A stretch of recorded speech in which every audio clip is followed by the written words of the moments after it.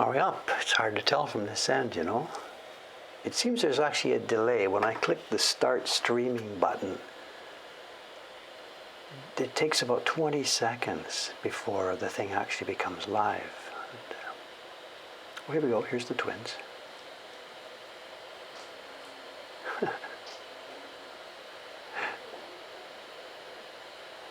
Good morning, good morning. The new regime. I just made it today. Anthony, I just made it. So I think we should understand that sometimes on the Thursday and Monday streams, if it's not exactly here at 8 o'clock, don't panic. Wait till 8:01, 8:03, or 8:05 or something. Like all the junk here. I really just made it. So.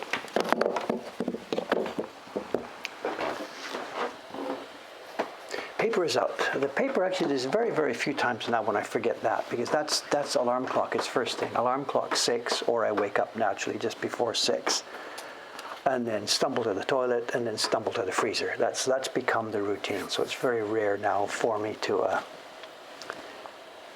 forget the paper. But thanks for the reminder. It's okay. One package today. It's just Suga-san up there. She's working on the last print in the Woodblock Pilgrimage series. It's the Bamboo Grove. She'll be finishing it today.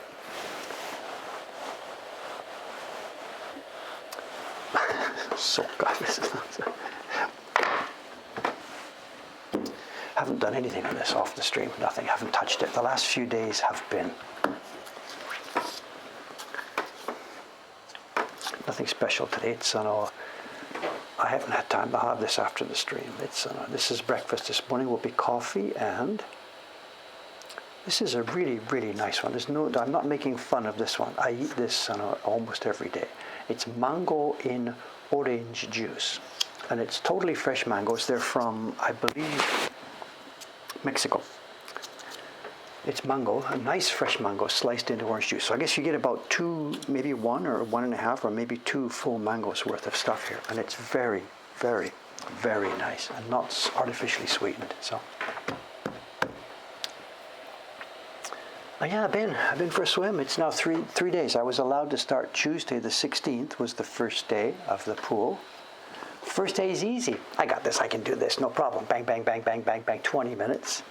Second day, Wednesday, was like, okay, I know, a little bit of stiffness. We'll work this out. This morning was awful. I couldn't. My arms don't move anymore. I'm just thrashing my way down the water like some crazy granddad, but whatever.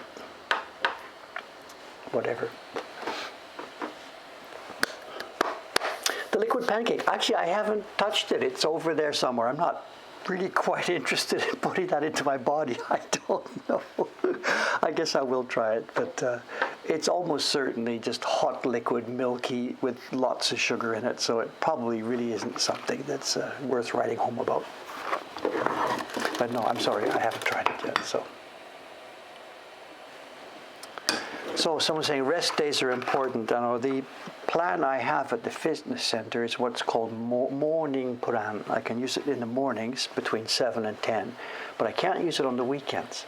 So I have an enforced break on the weekend. So that's going to be the rest day. It'll be Monday to Friday, and then off for 2 days. I guess it would be better to stagger rest days, I understand, but it's more important for me. If I start saying in the morning, well, it's going to be a rest day, you're not going to go to the pool, that's not really a good idea. So I will do my religiously thing Monday to Friday, and then take 2 days off on the weekend. So drinking water regularly helps with muscle pain. Well, I do. I know I had a coffee before I went this morning. I will have the juice now after the stream. And a few years ago, on one of the checkups, the doctor was telling me, like they did the blood test and all this kind of stuff. It must have been when I became 65, so it's 5 years ago. And they said, you're not drinking enough. So since then, actually, I've been a good boy. I drink way more. I mean liquid. I drink way more than I used to. Okay, you know what we're doing? It is going to be carving today. I have a show and tell. I have a bit of a funny show and tell. It's one of those things that has way more material than we can possibly show. So we're going to be, paging through something, leafing through something, and it's kind of interesting actually. But we'll see when we get there.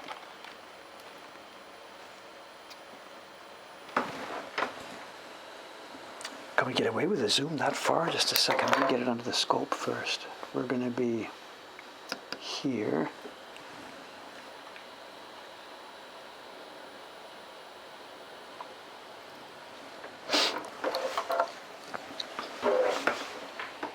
There we are. So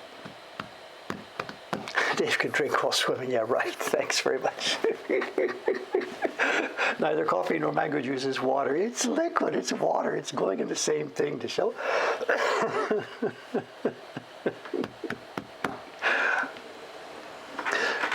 The fitness center, it's really, it's wonderful. I have nothing but praise for it. I was worried that being Japanese, it might be just artificially so full of rules and stuff that you can't actually move. And it is indeed full of rules. And if I had arrived in Japan freshly, got my sea legs, and then joined this fitness center, I wouldn't have lasted a couple of days. The rules would have driven me crazy. And now it's okay. I'm sort of used to how it works here. It's okay.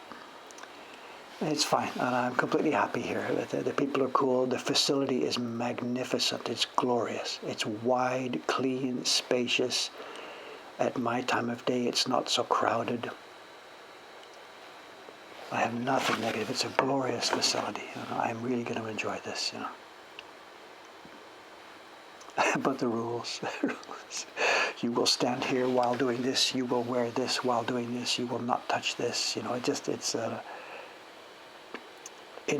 the kind of thing that you would imagine if it was in a military barracks or something, and it's kind of like that. But it's okay. We're used to it.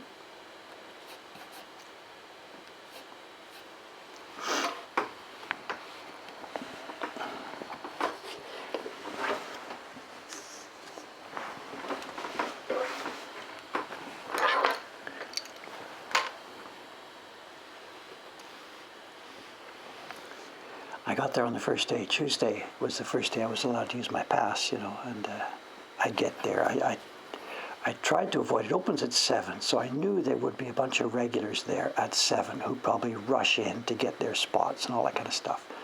So I didn't go at 7 because there's no way I want to be in the middle of a group of regulars. They've got their own lockers. They know. So I hung back till about 10 after 7 the first day.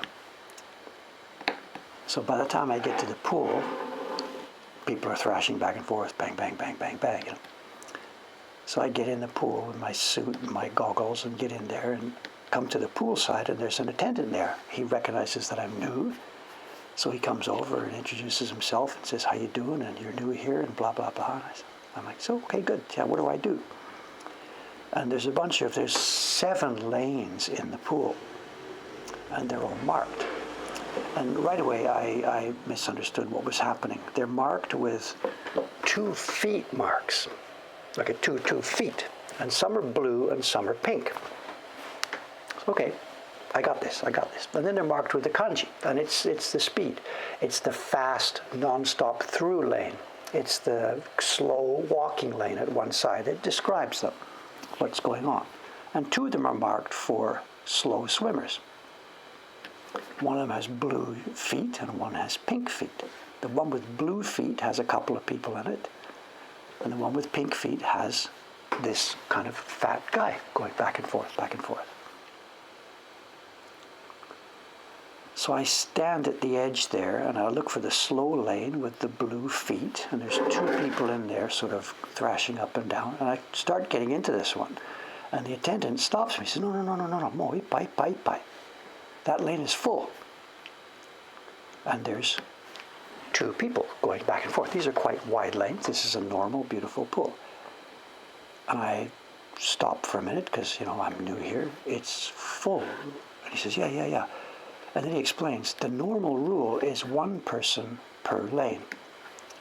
But he says, we're kind of crowded now, so we're sort of allowing 2 people. But the normal rule, somebody gets in a lane, that's their lane.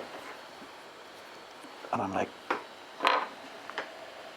really? Because I remember the sports center I used to go to back in Hamaramachi. It's like there's 12 people back and forth and back and forth and back and forth. You're trying to make sure your arms don't hit each other and stuff like this, So, yeah, that's the rule. 1 person per lane, but they're allowing 2 per lane now. And that's why they were overburdened. So that's why the other guy I saw was in the pink lane. So I'm like saying, well, what do I do? And he says, well, you could wait your turn, you know. I gotta get to work at 8 o'clock, you know. So he's okay, well, okay, go in the pink lane there, you know.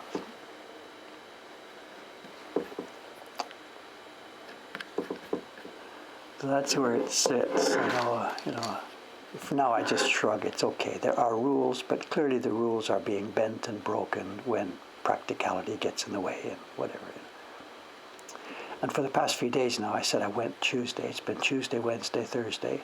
I've gone at exactly the same time, and it has been exactly the same people in the same lane, in the same place every time. So for the nonce, this is what it's going to be. Dave is swimming in the pink lane together with this old hefty gentleman.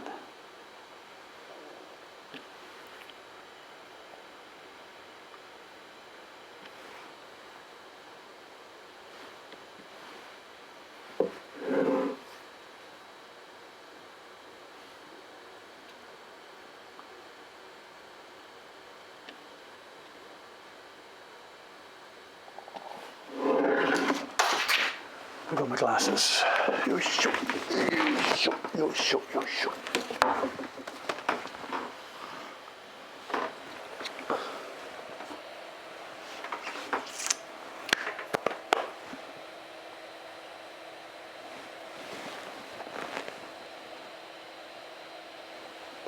So this is it. The regulars that are someone saying people get upset when you get in the way of their routine, and I'm very, very much aware of this. So I'm trying absolutely to keep out of people's way, to make sure I don't sort of step on something that is somebody else's deal. That's one reason why I didn't go in at 7 o'clock the first day, because I remember people will have like a favorite locker and stuff like this, you know. So I hung back, and I'll continue to do so until I get a bit of a better feel for the territory, you know. And I remember that back years and years ago when I lived in Hamara City, and I went to the pool 6 days a week. It was the city pool there. I went Tuesday to Sunday. It was only open 6 days. And I was one of the early crowd, you know. We stood outside waiting for it to open and chatted with each other, and then we all rushed in, and, you know, and we grabbed our locker and stuff like that, you know. I forget my number. I was locker 301 or something like this, you know. So I very much get how it works, and I'll try and be cognizant of that as I break in here, you know.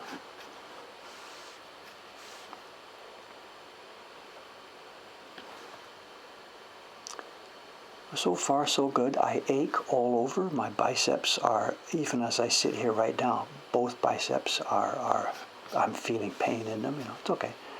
We know how this works. It takes time.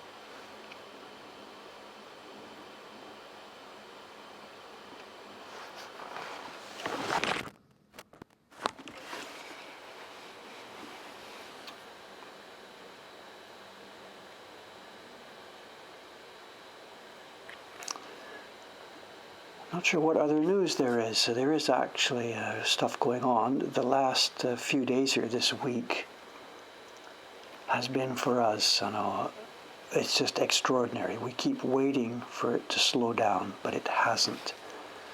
I know, with no exaggeration, this last week or whatever time period you want to think about it as, it's been the busiest we've ever had. Ever. The order box just does not stop. I get up every morning and process them, and I did finish this morning between 6 and on the time to go to the pool. It just doesn't stop, and the OME staff is just looking at me, Dave, you know, what are you going to do? We've got to get, you know, there's no prints left. What's going on? And I'm just just push through this. In a few more weeks, it'll all be over, and But the demand for our products now, this last few weeks and a month or so, has been extraordinary.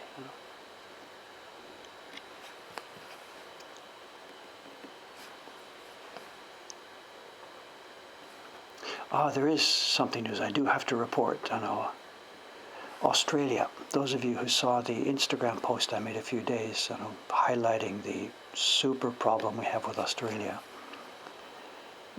We checked again yesterday. Japan Post is still not accepting, nor do they have any idea when they will start accepting again. The American Post Office is in the same situation, but some other countries are actually shipping to Australia. And I think I might have mentioned this on a stream the other day.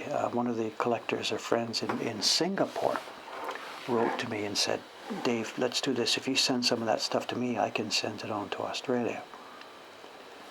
And we investigated a little bit, and that's actually not possible, practical, because Singapore has a national sales tax of, was it 7%, I think? So everything coming into Singapore is taxable / dutiable. But having that idea on the table made me realize that there's another place nearby there, Hong Kong, which is a free port. In other words, there's no import duties on stuff coming in, like certainly small packages to individuals. The government doesn't care less, it just comes straight through. You have to declare what's in it, but there are no sales taxes and duties, certainly not on products like our woodblock prints. And as it happens, we have 2 employees here who are Hong Kong citizens and who have family back there. So long story short, we now have the first test package. We launched it yesterday. A package with half a dozen smaller packages inside it. A half a dozen test packages for orders from Australia. We went online to the Hong Kong Post Office. I opened an account with the Hong Kong Post Office, registered my credit card with the Hong Kong Post Office, and for these five packages, I went to their website and put all the data in for the customers and the prices and what's inside the packages. They sent back PDF files, which we printed out, pasted onto the packages. So we have 5 packages ready to be put onto the counter in a Hong Kong post office, already paid via my credit card. We put those 5 packages into another box, EMS label to Ray Chan's family, and away it went. And when her older brother gets it, he will simply open it, dump it on the counter at the post office, at which point my credit card gets charged and those packages start flying on their way to Australia. So we have to let the Australian people know, when you see a message from your post office, there's a package coming from Jin Zhongping in Hong Kong. It's not junk mail, this is from Mokuhankan. So it's costing us double, really. The postage to Hong Kong is on me, and then the postage from Hong Kong to Australia is what the customers would have originally paid us in the beginning.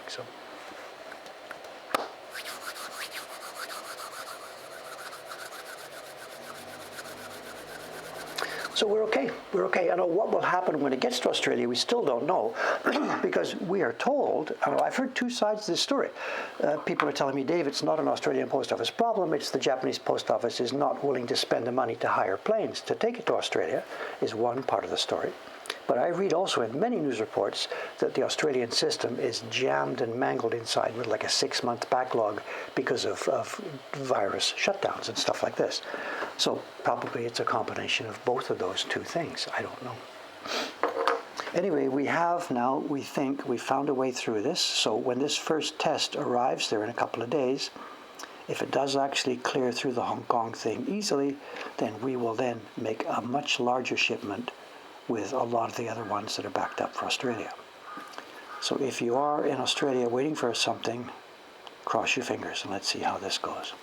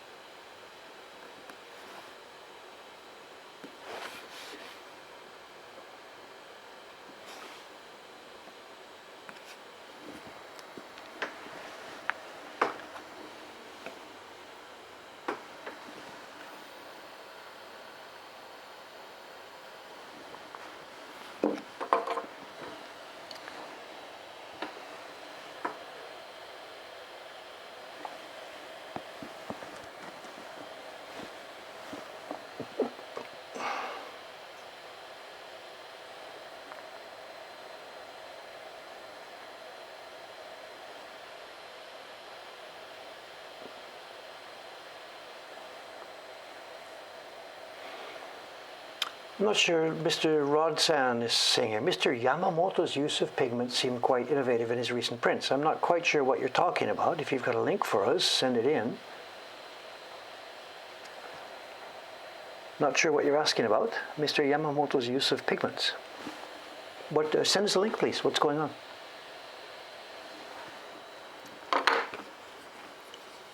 I think I can guess what you might be talking about. Yamamoto Shun, I think he's got an Instagram page. He's recently worked with a Canadian designer, a Canadian illustrator, and on his own wallet, he has carved a set of blocks and made a print based on a design from a young lady in Canada. I think I heard about this. Is that what you've got to show us? Is there a link? Whatever, wait, see what comes up.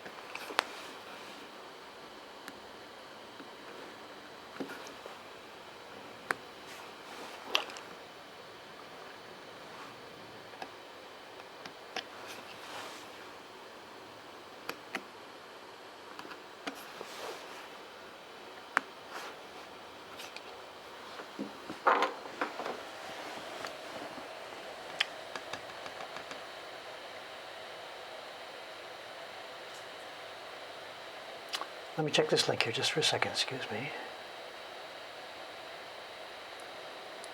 Copy link.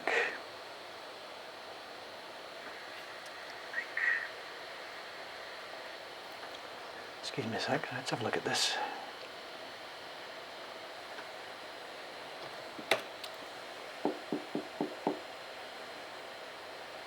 Yeah. I don't know if there's an explanation there. What I understood, or what Yamamoto-san brought this over here a week or so ago, 10 days or so ago, to show me. And he said it's a Canadian illustrator, a young woman in Canada. And I think he approached her. I guess he saw it on Instagram or something. I don't know the exact details in the background. But anyway, there's a collaboration now between three people. There's a young woman in Japan who is going to act as the publisher of this thing, the illustrator over there in Canada. I think she's also a lady, Yamamoto-san mentioned. And he himself has prepared a set of blocks, and whether they're all hand carved or whether some of them are laser, I didn't get that detail, so I don't know that. And then he has printed it, and it is dozens and dozens and dozens and dozens of impressions. There's gradation after gradation after gradation on it. It's really, really interesting piece of work. Whether or not they're going to actually be able to make this fly commercially or whatever, I don't know. And I told him that when you're ready with this, if you want to put it into the Mokuhankan guest catalog, let me know. Let's bring it over here. Let's scan it. Let's get it up and running. Let me know how much we can sell it for and stuff like this. And he said, yeah, that's not going to be my business. That's the woman who's going to be running the business end of the things. So I said, well, it's up to you. Whatever. Get her in touch with me. And if you've got your own sales routine worked out, that's fine. But if you also want to have that item included in our catalog, as a guest item, not as a Mokuhankan publication, of course, but as a guest, like we do with the Miyako-dori things, then it's over to you. Let me know. So I'm standing and waiting right now. And we could perhaps, if he sorts it out, that print might be available from us. Or if they decide to go it on their own, it won't be. So I'm just waiting to see what happens. The offer is on the table, and I don't know what they're going to do. If there's any information on the Insta page, I will look this up later on. But at the moment, I don't know. So there's metallics and stuff all in there. I really don't know what he's doing. I haven't actually held one up and had a look at it. So.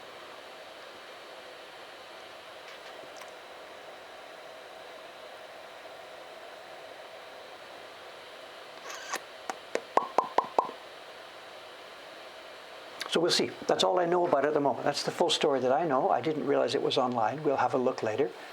And I'll drop Yamamoto-san a line later today saying, what's going on? Are you ready? Let's put it in our catalog if you want.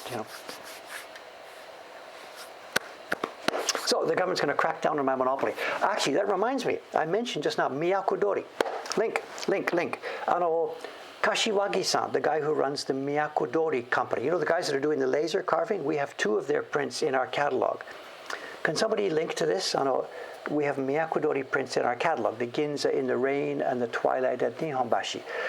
Kashiwagi-san came over here Tuesday afternoon. He came over here, they have a 3rd print ready. And he's like, is it possible, maybe, perhaps, for example, Mokuhankan might? And I'm saying, let's go. So it's already online in our catalog. I put it up last night. Bingo, John Becker's got the link. Eggs. John, I haven't fed you enough eggs recently. Eat your fill. Whatever, I don't know. So number 3 is the new one. And again, I got to qualify what I say here. I myself, this is a guest print. This is not a Mokuhankan publication whatsoever. I had nothing to do with commissioning this, organizing this, designing this, telling the printers what to do. I had 0 input. And this is it's in our catalog as a guest item. My God, I don't like the colors. But it's nothing to do with me. I am not putting my thumb on the scale here to tell these people what to do. The same as Shiba-san. She has her prints in our catalog.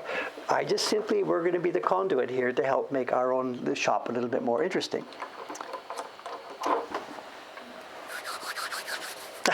Pickle in case it's another dry spell. So I'm not consistent. I'm sorry. Whatever. Anyway, those 3 prints from Miyako-dori, just so you understand what's going on. Kashiwagi-san, the owner of Miyako-dori, it's his grandfather or his great-grandfather, I don't remember which, was a printer in one of the larger printing workshops in Tokyo back at the end of the Meiji into Taisho. And Kashiwagi-san inherited a whole stack of interesting prints that were printed in his grandfather's workshop. Story goes on. He got interested in this, so he himself has now set up an actual publishing approach. He wants to do this and help support woodblock printmaking and do this and do that.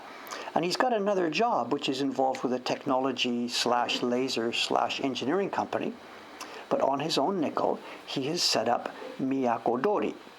I don't know, capital bird, whatever. There's lots of ways to translate it.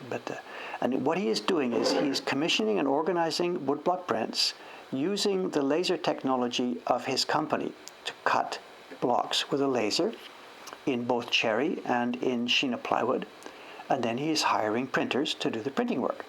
And this last one, the number 3 that you see there, that was printed by the guy we call Mr. K, Kawai Atsushi-san, who used to be one of our print party hosts up in the previous universe. So Kawai-san, following the instructions from the publisher, has created that print, did the printing on the laser blocks.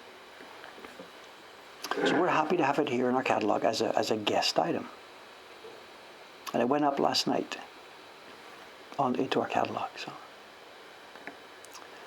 And my God, it's bright. It's neon. That's their thing. They're doing sort of neon type coloring.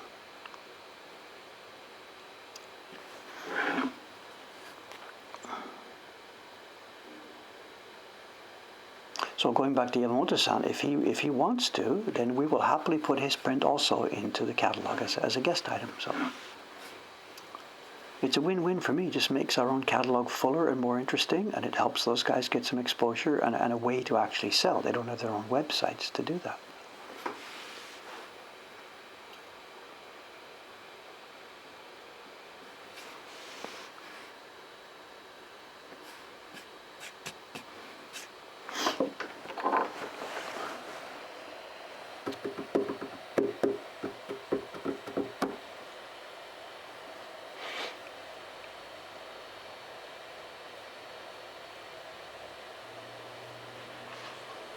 So the colors, there's people who don't like the colors, people who do like the colors. It's very, very different. It's not my taste whatsoever. And I chatted with Kashiwagi-san and stuff about this.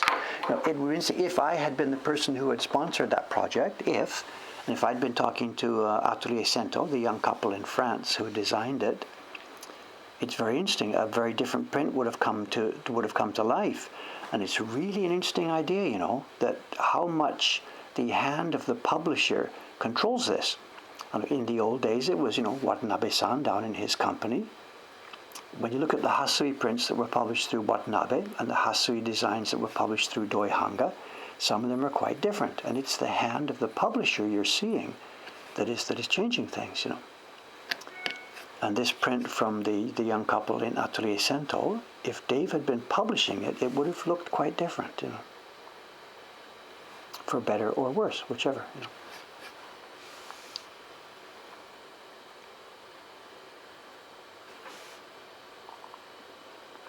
But I'm so happy to see this happening, new woodblock prints being published, give me a break. This was inconceivable just X years ago, And now there's people all over the place doing it, Some of it is kind of frustrating for me, actually. I got to be careful what I say here, If you're on Jed Henry's mailing list, Ukiyo-e Hiro's mailing list, you got a letter from Jed a couple of days ago about a new woodblock print they're publishing. It's Mandalorian character, And I saw this, and I showed it, actually. I went upstairs to our printers and showed it, and whatever, they're all, Suga-san was like, what? People are going to think it's us. It says Ukiyo-e Hiro's woodblock print, and look at the misregistration. People are going to think it's us. I'm like, just swallow hard. There's nothing we can do, Our name is not on it, so it's okay, And she's like, no, when you talk about Ukiyo-e Heroes and woodblock prints, everybody thinks it's us. They're going to think I printed that thing. I'm like, Sugi-san, nothing I can do. Your name is not on it. Don't worry about it, So, John's got it. If I were doing full-time, you might see sharpening here this morning. It's doing pretty well. We're carving such a tiny, tiny little area that the knife really seems to last for a long time. It's probably been days since I sharpened it, but that's only because we're carving such tiny areas at such a small time. But, Yes, if I was working here, this would be sharpened a bunch of times today if I were going through this, just carving.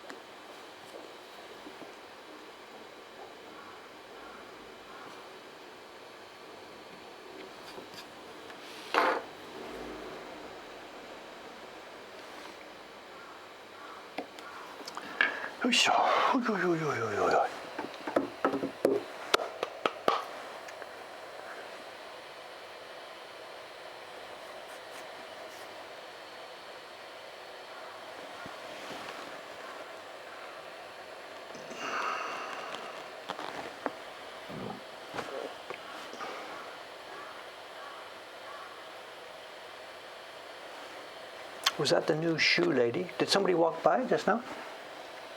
I can't, at the moment, I can't actually hear anything. I'm speaking with a really funny voice because I can't through hear my own ears because it's still, I don't know, it's clogged up both sides. I can't hear anything, so.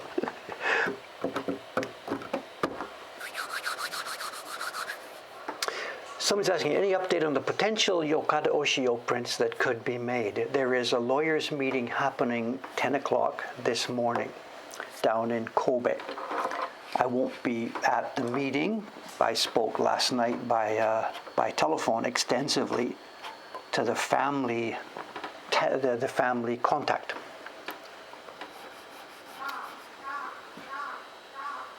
Yeah, that's really all I can talk about. I'm sorry. I don't.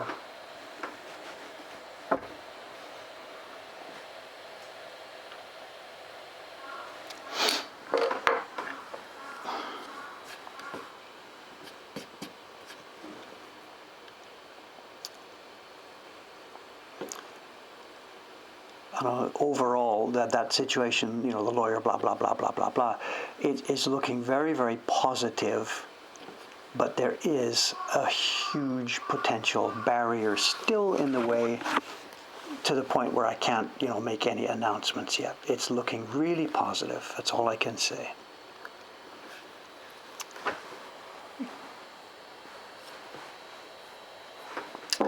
Very, very positive.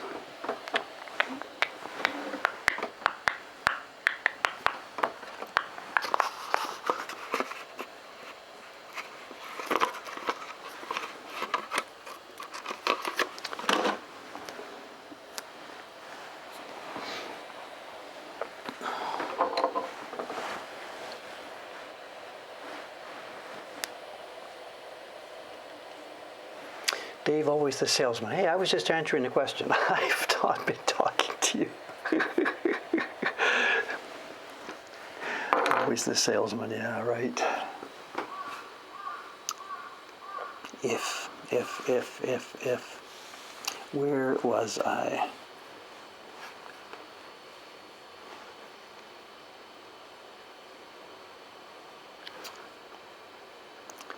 Whatever, at this point, there's not too much that's secret. We are obviously trying to get in touch with family members. Okada-san died last January, at the end of January.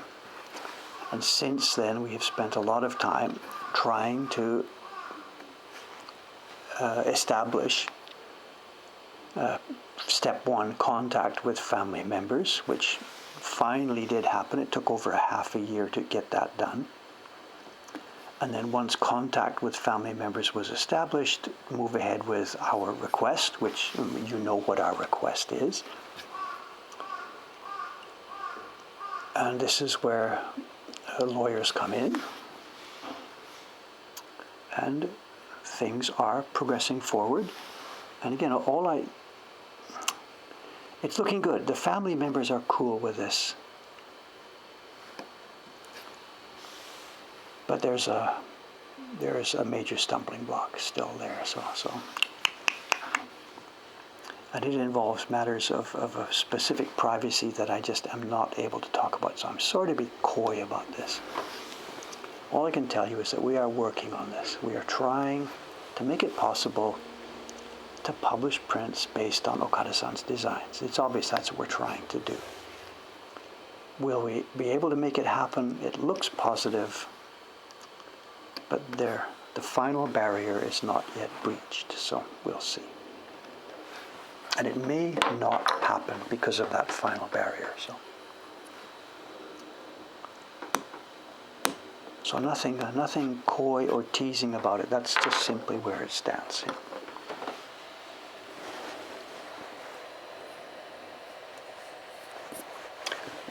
I don't know. I'm sorry what to say. I mean, that's just the conversation here, So, Chicken Meister.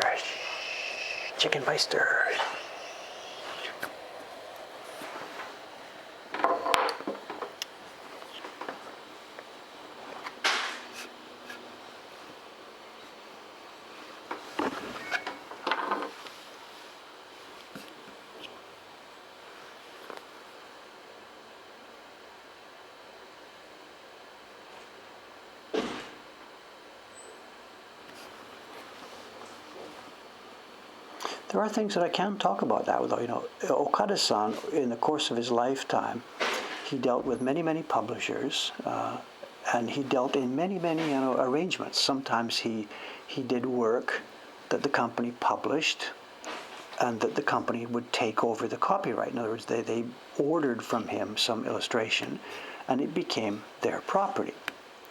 As he got older and more experienced at it, people would order stuff from him. He was an illustrator. All his life he was an illustrator, not a, quote, fine artist.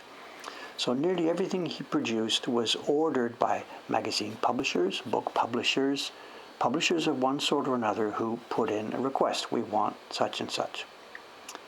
And some of the things that he made, it remains clear who owns the thing. As he got older and more well-known here, he made it more clear to those people, I keep the copyright. You got first rights to this, you can put it in your book, but it's my copyright. So those items are now clear. The copyright on those items does hold with the family. But there are many, many things that he created and that were published based on his designs where he didn't work with a contract. Somebody published something based on his designs, and at the moment it's not clear actually who, quote unquote, owns that thing. And that's where some of the sticking points come. So his body of work is not a clean, clear body of work owned now by the family. It's all case by case. And hunting down who owns the copyright to any given thing is sometimes very clear. It's with his older work, and with the earlier work, it's not clear at all. And this is, of course, a major sticking point. So the family themselves is not even sure what they are allowed to sell and license.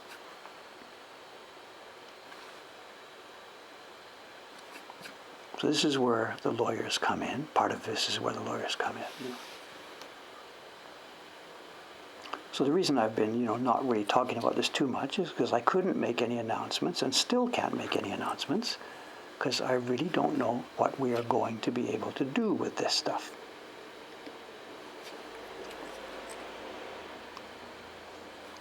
The family themselves is completely, just a minute. The family members that we are in contact with are completely okay with what I want to do.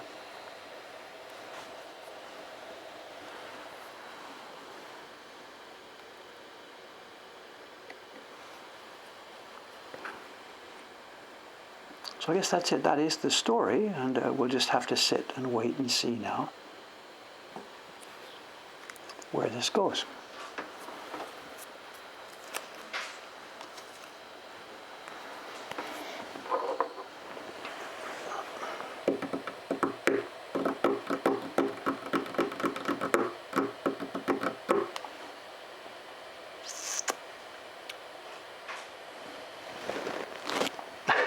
Dave Bull Beach calendar, yeah.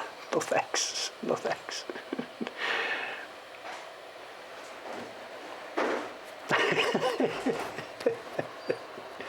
He was indeed prolific, and he was astonishingly prolific. And prolific, but sort of very much in a style. And there's a lot of his work that I would not really be interested in, because it became, to me, it became pretty cliched at one point, you know. And in fact, he himself, we have some comments and emails from him and some discussion with the family members, you know. And one of the family members that I was talking to a while ago about this said, you know, at one point Okada-san said, "Don't ever talk to me about the Hyakunin issue and the Genji again. I don't want to hear anything else about that stuff. Just take it away. I'm done with that stuff." You know, things that he had been famous for in an earlier part of his life. So it's an interesting point that, you know, the Tale of Genji prints, the ones that we see, you've seen in my videos and stuff like that, he himself is on record as being saying, "I don't ever want to see that frickin' stuff ever again." Whatever, because that had been such a sort of a trademark thing for him, you know. And I guess that's cool. That's an interesting thing to say. Rather than sit there making the same designs again and again and again and again and again, at some point he cracked and said, "Just please, let's do no more of that, no more of that." You know?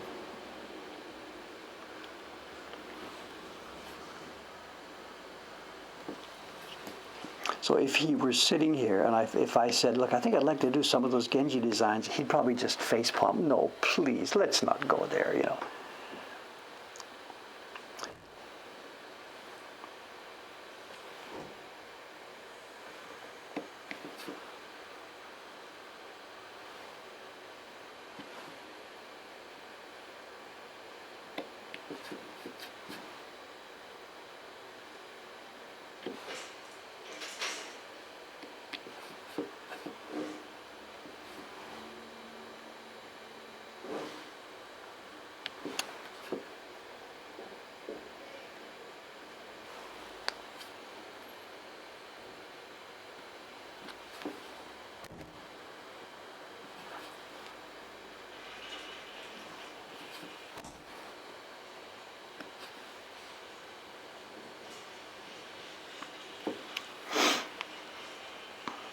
The other aspect to this too, there's another part of that whole story and that whole saga is, of course, Mokuhankan and Dave here, our capacity and capability and resources to bring to that thing.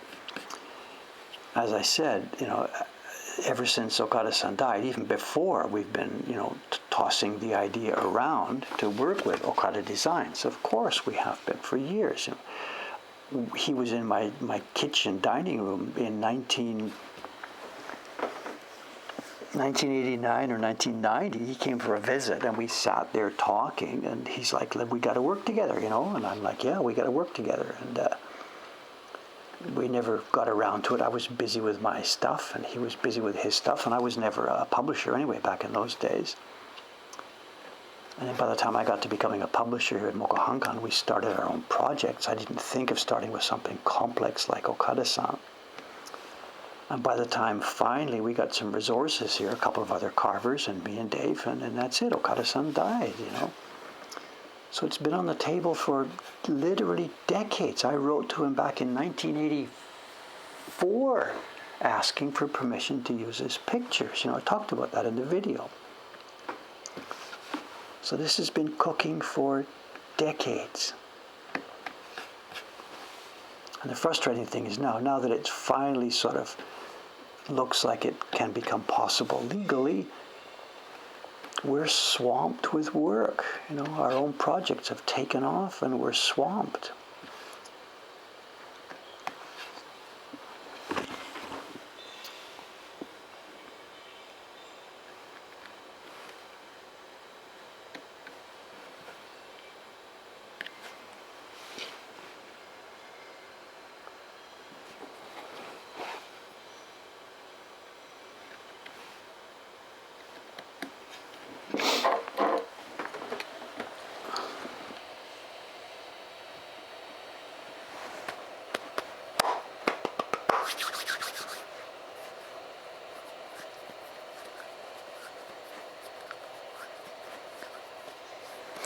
You guys, what is it, a bird stream today? I don't know. I can't hear them out there. I really can't hear them.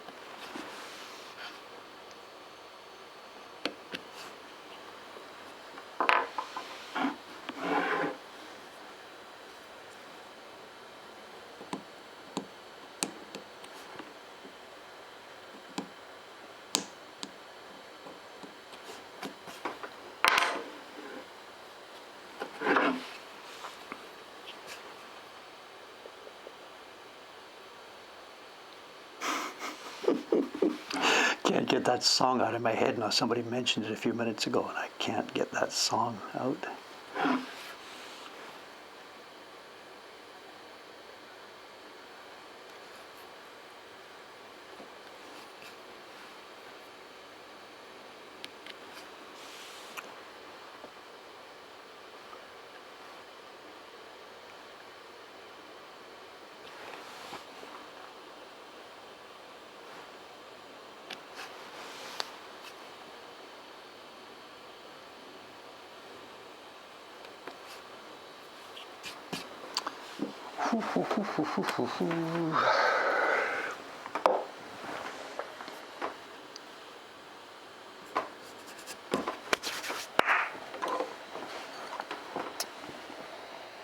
Bit of oil, eh?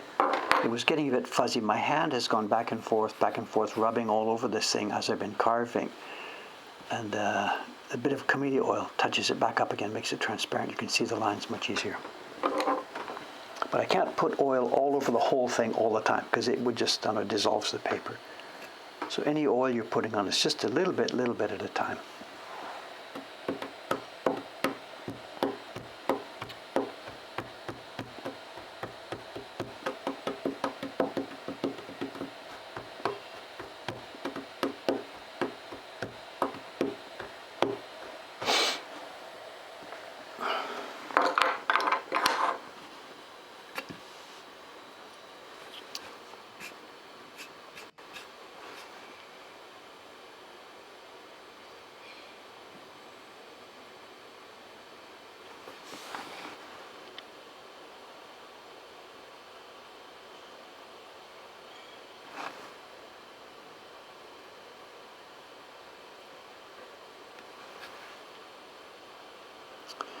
In other news, the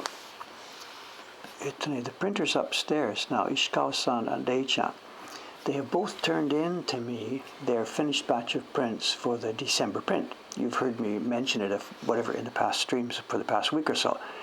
People have asked me, is the paper out? And I've said, yeah, the paper's out, and our Dei-chan's been doing the December print, blah, blah, blah, Ishikawa-san's the December print.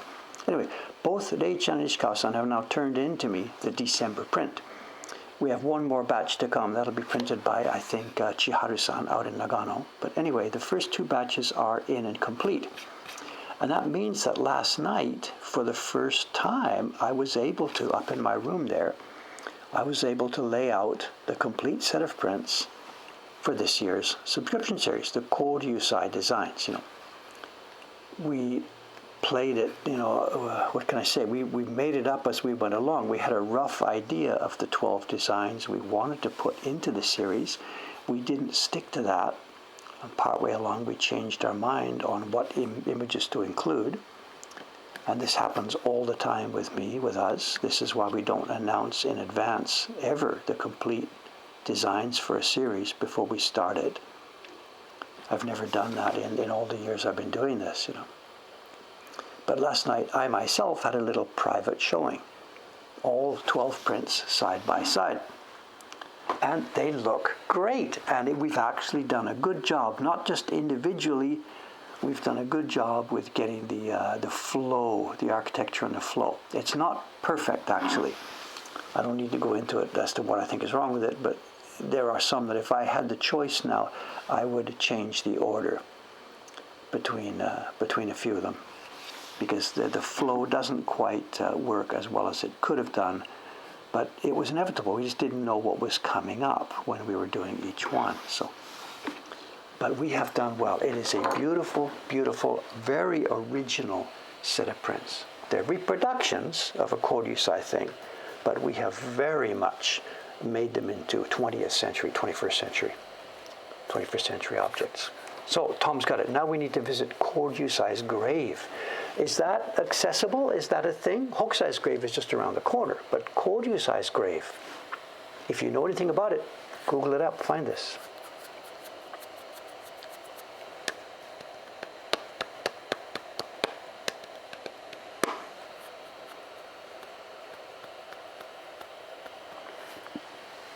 The ninjas are out there. Are they getting ready? I never heard a peep about what happened with the police visit, whether the police came back and visited again. I never heard a peep. I didn't see it myself if it happened. I mean, they're still up and running. Maybe there is a visit that's going to be coming. I don't know. I know nothing about that. I'm sorry. It's not something I can ask them. Hey, how did you do with the cops the other day? We just, that's a bridge too far.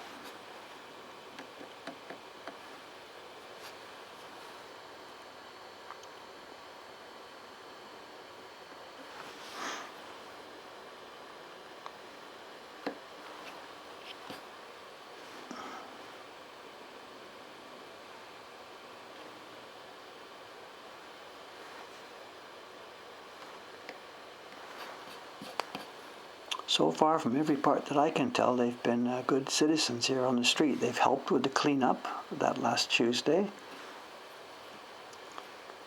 The bag lady perhaps has a different viewpoint from me, but Dave so far is okay with this.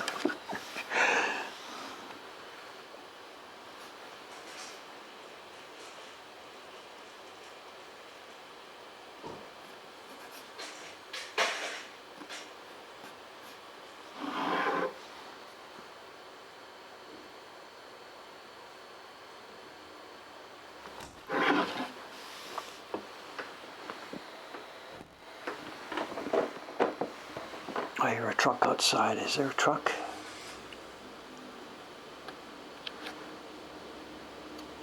Is that the Oshibori guy? No, the garbage guy. Soka.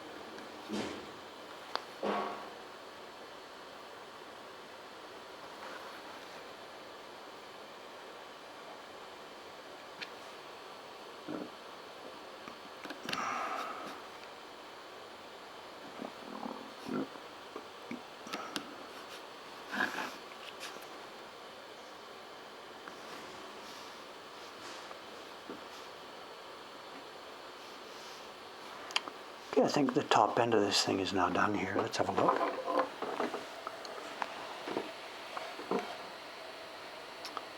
I think our, excuse me, top part of our pine tree is done now. Coming down here. This is actually a bunch of tree bark, this part. Now we move down.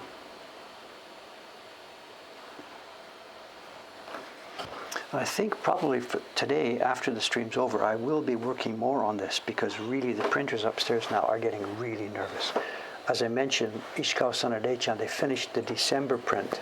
They're now both doing another project, but when they come back from that, they are really going to want to get work on the January print. And I'm nowhere near it, absolutely nowhere near it.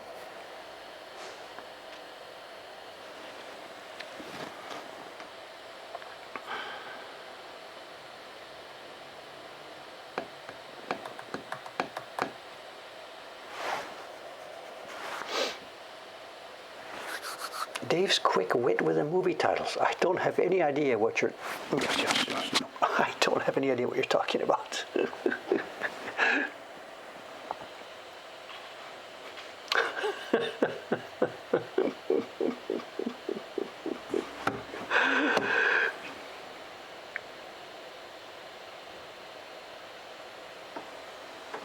The bag lady, there's no real communication with her. She is very formal. Very much a type. It's okay. They are what they are, Anna. People are what they are.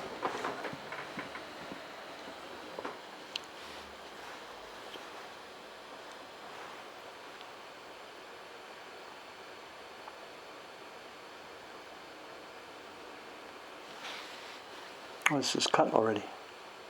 I cut the insides of this already. So, yeah, it's cut.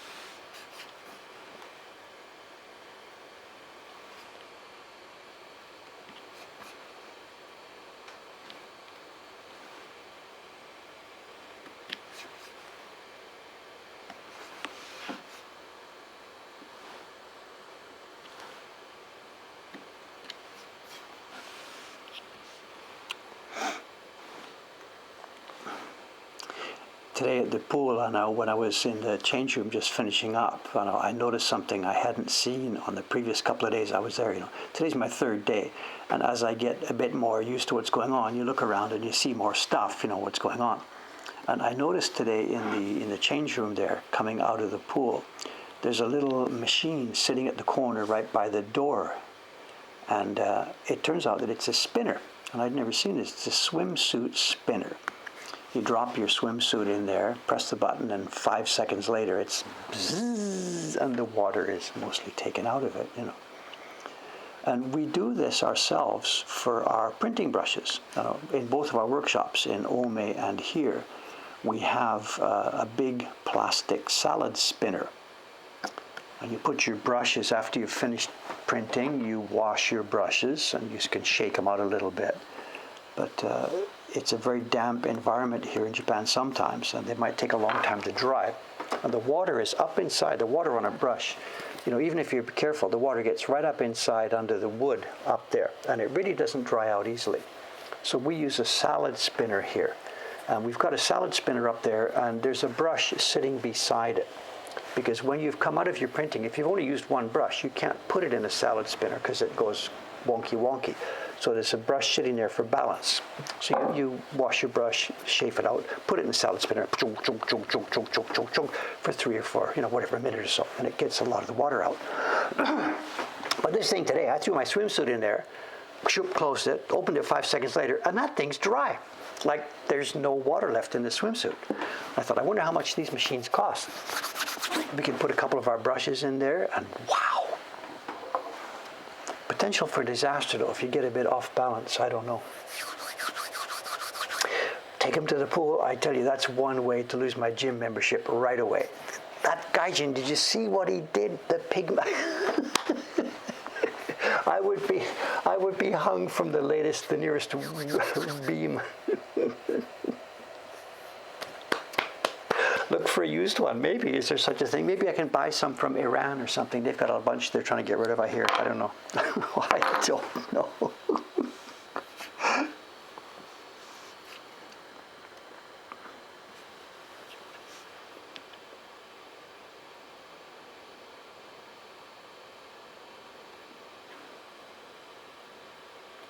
Some of the people up there use it. I use it all the time. Suga-san, actually, she doesn't use it. She just takes her brushes, shakes them out, and hangs them up near the window. And she's like, you don't need to go that far. And I'm like, okay, whatever. We'll see how long all our brushes last, or whatever. I think Dave here, he just really likes the idea of using a salad spinner for this because it's sort of so cool, you know. Not all the printers are actually using it, so.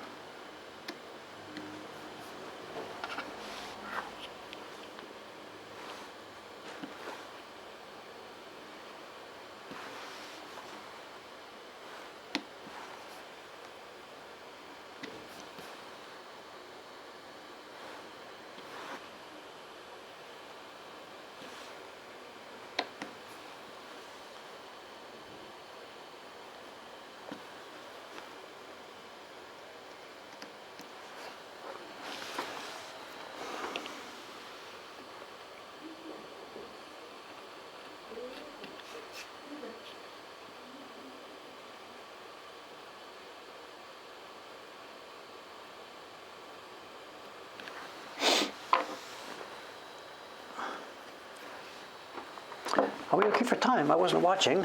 Okay, 5 more minutes. We're still good. Hi. No, I don't really want to. Somebody's asking, do I want to start early on show and tell? And we can't see it all anyway, so it's okay. We'll just do a normal show and tell. We'll inspect the object, chat about it. We won't have time to see it all, nor I myself haven't even looked at it all in the years that I've had it. But we'll see. We'll just we'll have a go. It's a very interesting object. It's extremely rare. And I was astonished to get it. I got it very cheaply because nobody really knew what it was or thought that it was interesting or useful or rare. It's one of those things that's rare and wonderful and interesting and expensive to people who sort of are interested in it, but to everybody else it's just like, it's just a piece of junk, you know.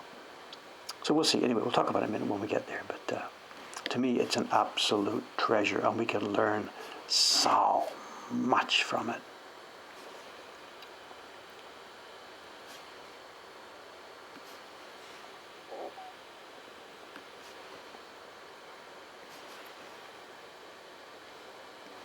I think it cost me 500 yen. I don't remember exactly. I remember the episode and just laughing and laughing and laughing, but I don't remember the exact number that was on the table. I don't know.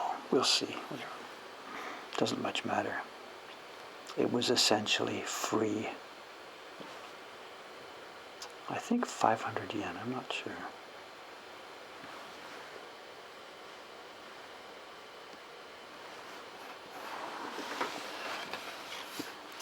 Got it from a dealer who was trying not to cheat me. Bit of a backwards story.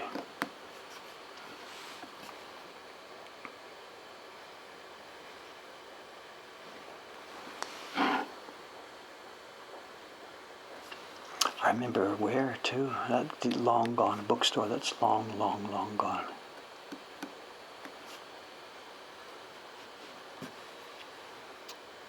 Every time I go down the particular street where that bookstore used to be, a little episode comes back in my mind. I remember that's where I got that book of Kuchie.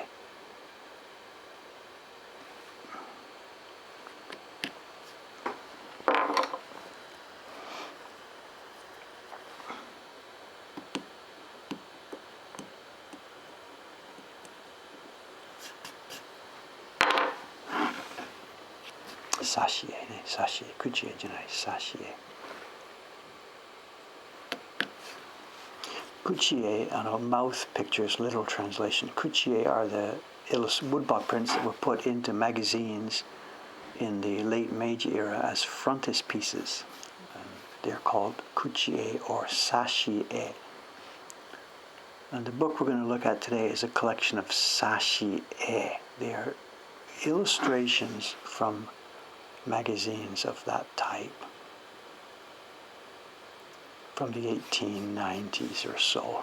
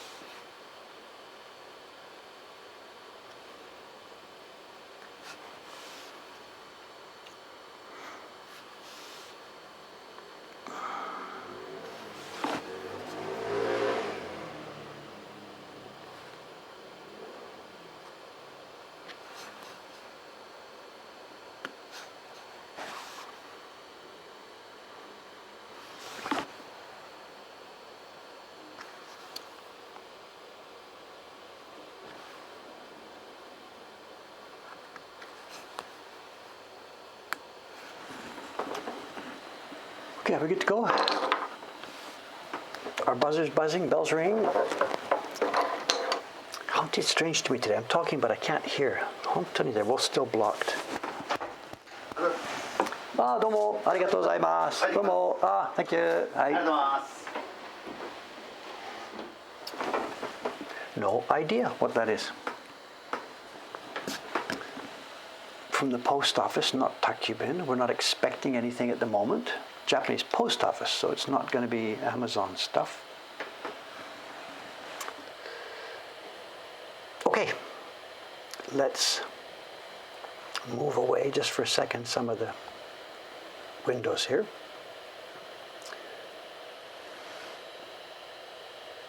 Birthday present, I don't think so. It's just something from the Japanese post office.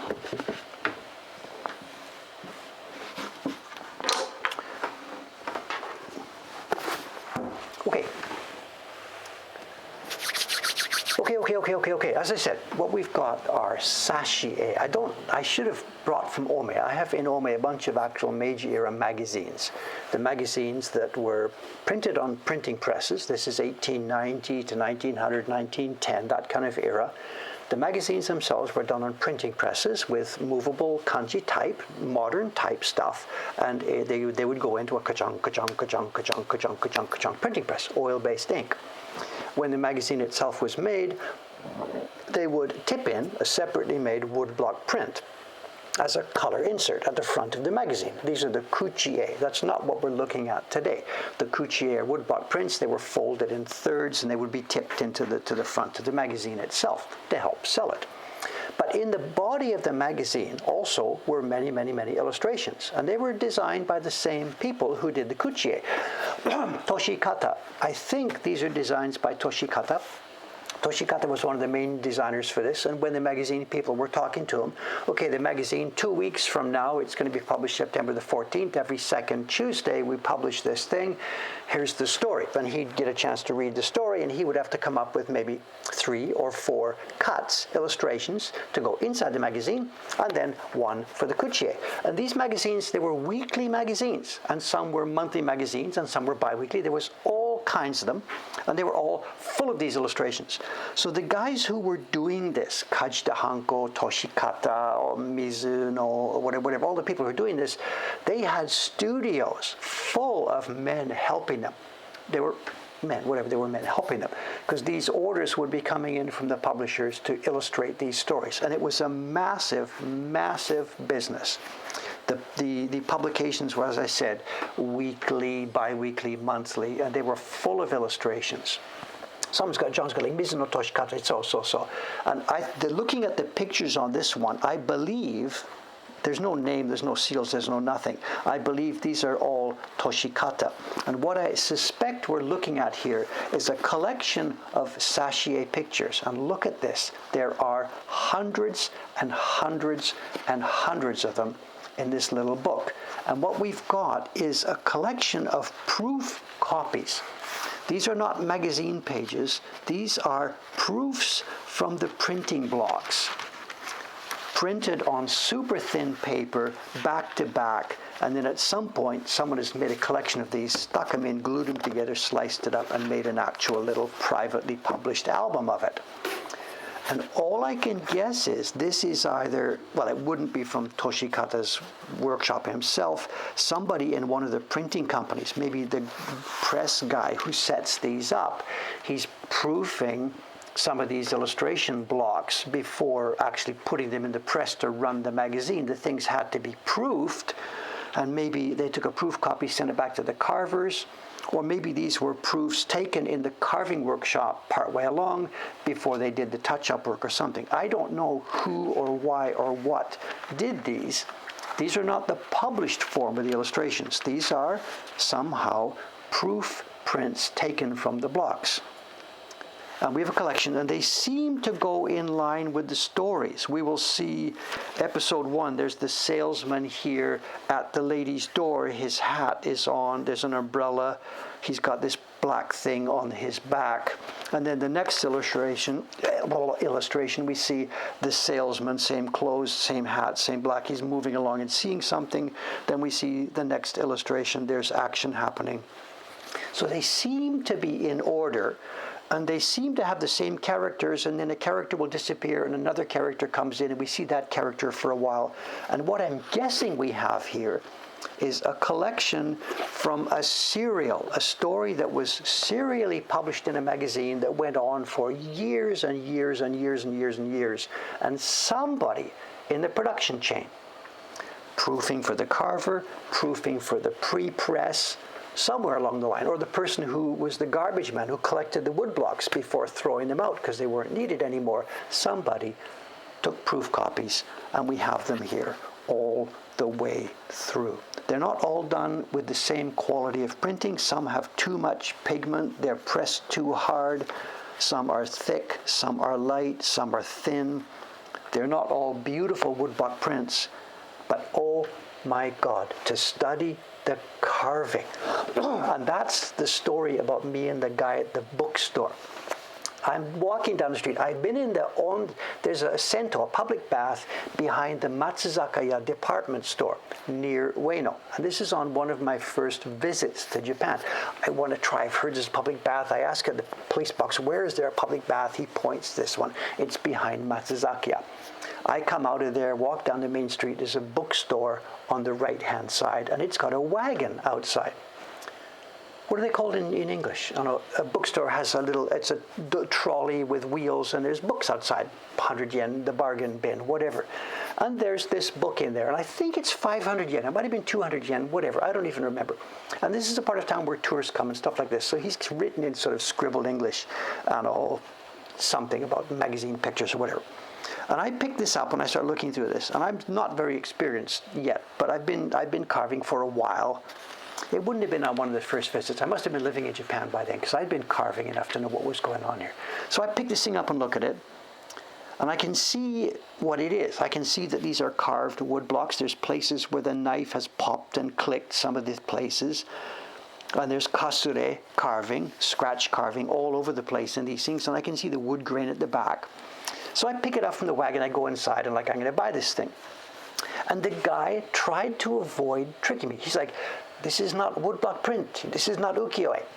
And I'm like, well, actually, these are woodblock prints. And he's, no. And he tries to explain, it's press-printed, oil-based ink, blah, blah, blah. This is not ukiyo-e. And I'm like, I know this. I don't care. These are carved woodblock prints. And he's like, no. And I'm like, okay, whatever. I give him the 500 yen, I take it home. And under the microscope, and you can see there's many places. This is carved. You can see there's a broken hair here. If this had been something that was drawn and then photographically reproduced, etched, whatever, you see the drawn lines there. But because it was drawn, pasted on wood and carved, you see the leftover carving marks. And they are all over the place in every one of these pictures. Little places where the line's supposed to cross, but the carver has popped out one or two of them. So whatever, I take the book, happily take it away. And we can see the carving taste in every one of these. But there's something else that's hugely interesting here. And this comes from Europe. Let me see if we can see it here. Okay, here's one example of it. There's better examples. Let me have a look at this. This is a picture. It's carved on wood. We can see the wood grain in the background. It's horizontal wood grain. There's the wood grain coming out. Let's think back for a second to the way that newspaper illustrations were done in Europe through way before this. This is 1890 in Japan. You go back 100 years in Britain, they're publishing newspapers with woodcuts. Now those weren't cut with this kind of knife. They were engraved with the buran on end grain wood. And this is well documented. What they would do is, this is a newspaper. There's been a train crash. So the artist runs down there, he sketches it, runs back to the office, quickly draws it up. It's for tomorrow's newspaper, tonight's newspaper. They get this thing, draw it up for carving, and they paste it down or transfer it onto an end grain woodblock for engraving. And that woodblock would go in the press for tomorrow's newspaper. But there's a deadline. So what they do is these end grain blocks are made up of smaller blocks clamped together underneath. So the top surface is one. Paste the picture on, undo the bolts. You've got 4 wood blocks, carver A, B, C, D. They get carving. A couple of hours later, they're done. Clamp it together, put it in the press, print it. We have the same thing happening here in Japan. This one has been split into 2 pieces of wood.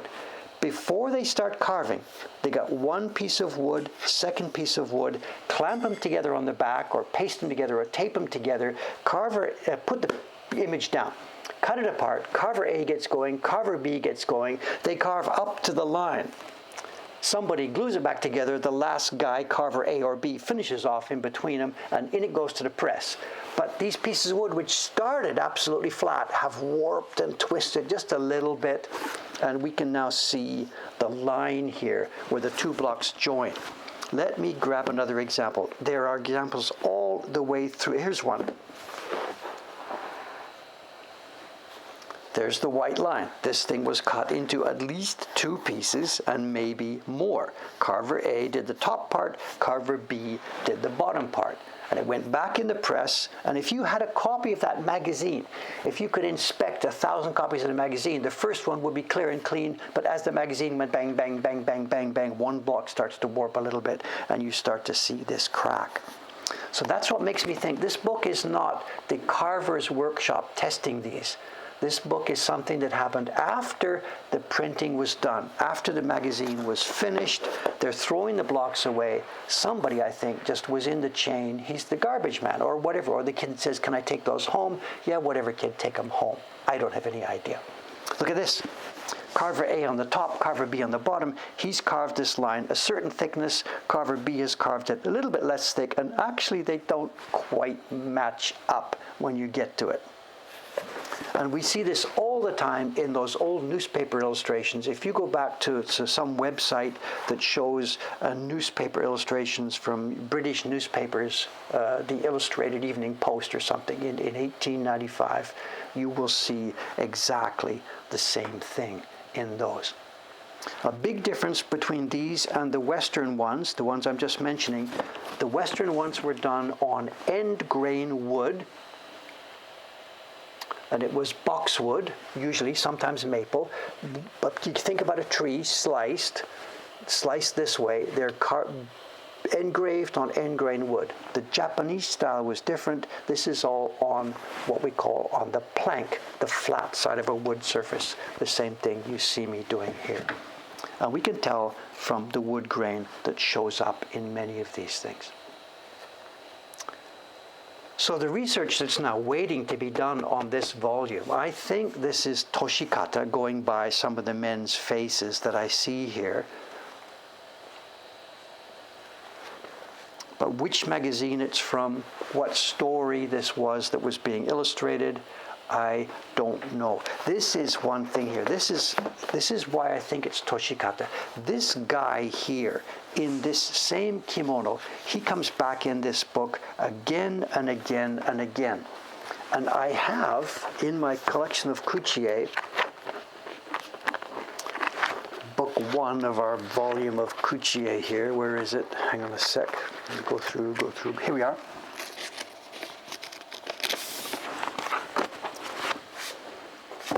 We have a kuchie from Toshikata, and this same guy, always dressed the same, with the same hair, with the broom.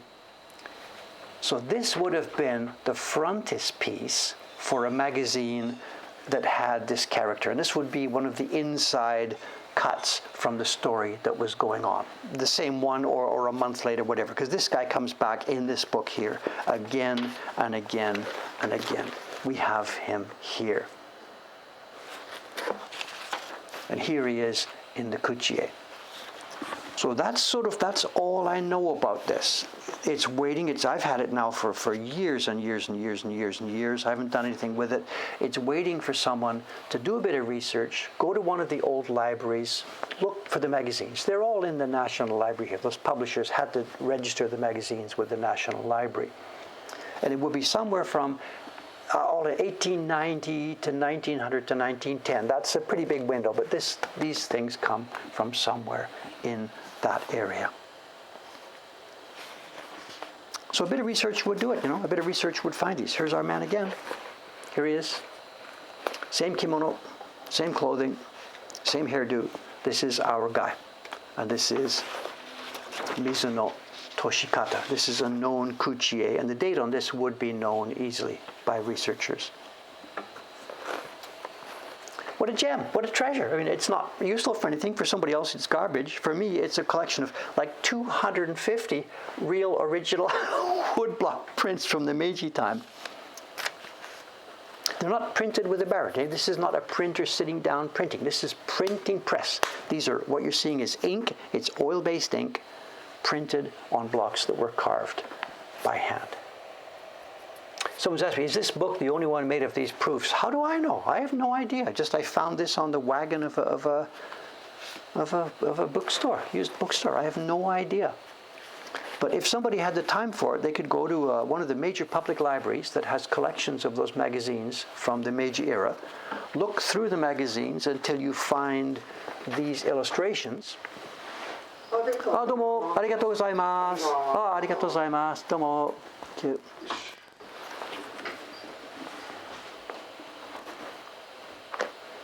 So this could easily be verified what this is, when they were published originally, what month the magazines were in, what the story was about, who did these. That information could all be easily discovered. Dave is not going to do it because Dave has like lots of things to do right now. Look at this. Look at the scratch carving. Look at the scratch carving. Lines, lines, lines. Beat it up, beat it up, beat it up, beat it up with your knife.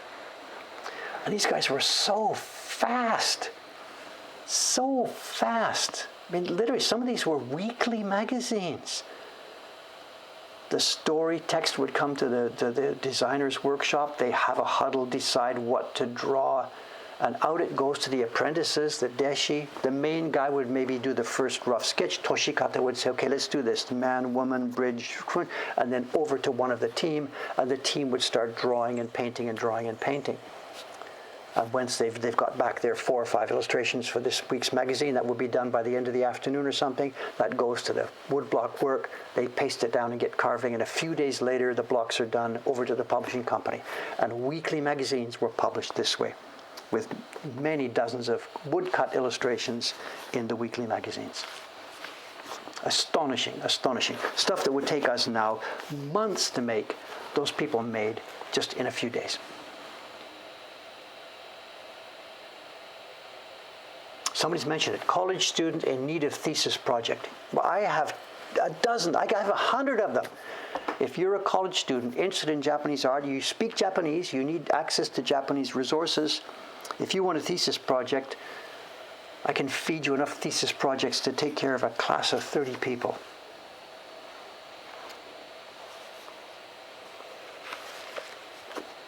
But you got to speak Japanese, and you got to be here. This is not the kind of research that can be done from Wisconsin or someplace. You've got to be here.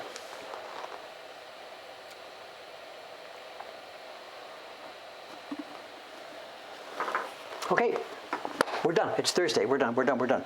I'll be here again on Saturday morning. 2 more days from now. The last box that just arrived, the one the Takibin guy brought, inside there are the finished set of wood blocks now for the 8 views of cats, the evening bell. And I think they might be finished. This is version number 2. We carved, 6 blocks, 12 faces. At first did some proofing. It wasn't enough. We did more thinking. We did more color separations. They went to Kawasaki-san. She has now returned them to me. So we're ready for another batch of proofing on the evening bell print in the 8 views of cats. Slowly, slowly, slowly, we're moving forward. In the middle of all our other jobs, we're progressing slowly on that. Then the 4th one, the descending geese, is now, as we speak, it is now being carved by Johnson. So stand by for more action on the 8 views of cats series.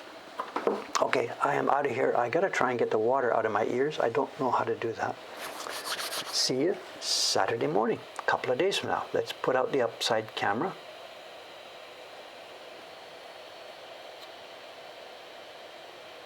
Also, my throat is dry. I think I have been talking too much, not working enough, and talking too much.